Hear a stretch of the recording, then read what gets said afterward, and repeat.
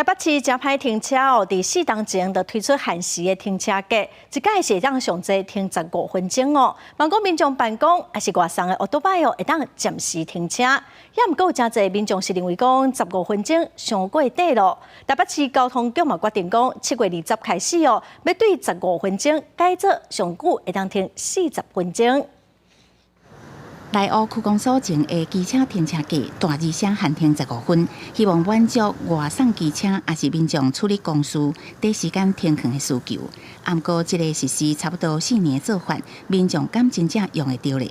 太短了啦！人家办事，我进去办事，最起码也要15分钟以上啊。我跟你讲啊，不可能15分钟啊，你最起码要30分钟。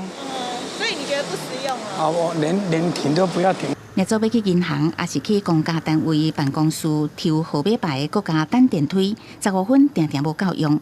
限时机车价一旦讲看得到，停袂到，而且若是无细字超时，佫会罚600至1000字。我觉得不是很合理啊，因为你在外面的话，有时候连机车停1天的话都不会超过到600到1000的。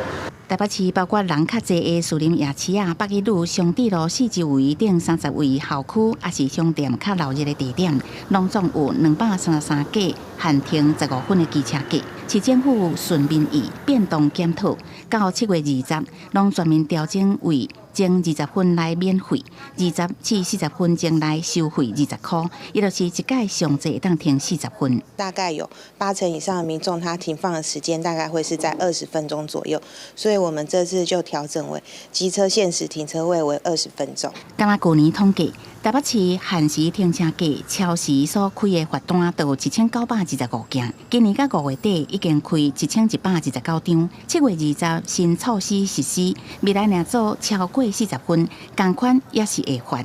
民众要停车进前，嘛就要标金。记者综合报道。